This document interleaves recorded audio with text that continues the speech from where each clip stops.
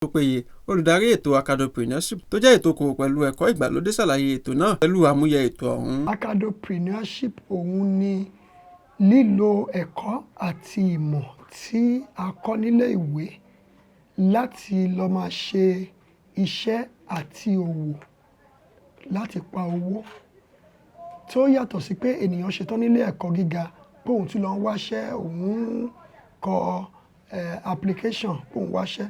Ọpọlọ ìmọ̀ tó kọ́ nílé ìwé yẹn á fi máa ṣe iṣẹ́ ṣe.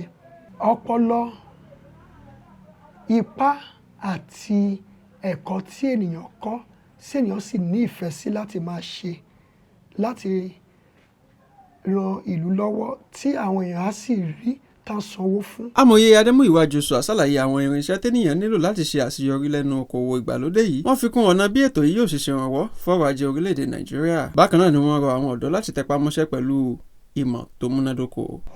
Ọ̀nà yẹn pọ̀ nítorí pé orílẹ̀-èdè Nàìjíríà a ní àwọn ọ̀dọ́ tó pọ̀ ju àwọn àgbàlagbà lọ. So tí gbogbo àwọn ọ̀dọ́ tán bá sapá láti ronú jinlẹ̀ kán wo nǹkan tí wọ́n lè ṣe láti ran ìlú lọ́wọ́ tí aráàlú á sì sanwó fún wọn fún, gbogbo ọ̀dọ́ a máa ṣe dáadáa ń bẹ̀. Ibi tí oníkálukú bá nífẹ̀ẹ́ sí kó lọ ní òye tó pọ̀ níbẹ̀.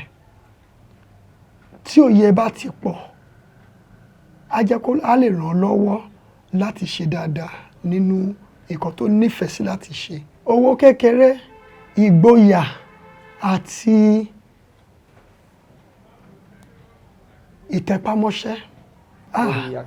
Mo fẹ́ rọ àwọn ọ̀dọ́ kán ní lọ́kàn wípé kò pa dandan kán wá iṣẹ́, kán yéé dẹ̀bi fún ìjọba wípé ìjọba ò pèsè iṣẹ́.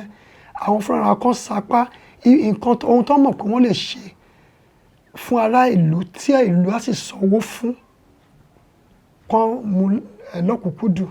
Ìlànà ẹ̀kọ́ ìgbàlódé yìí jẹ́ ojútùú sí káràkátà pẹ̀lú ìmọ̀, òye àti ètò láti jẹ́ kí ètò ọrọ̀ ajé orílẹ̀-èdè Nàìjíríà dàgbàsókè sí i. Lára àwọn ètò tó wà nínú Acadopreneurship tó jẹ́ ètò okòwò pẹ̀lú ẹ̀kọ́ ìgbàlódé yìí ni bí a ṣe ń ṣe ọṣẹ, bí a ṣe ń ṣe búrẹ́dì, bí a ṣe ń ṣe búlọ́ọ̀kù kọ́lé àti bẹ́ẹ̀ bẹ́ẹ̀ lọ. Balógun Tajudeen ló ń jábọ̀ fún iléeṣẹ́ amóhùnmáwòrán Kaftan.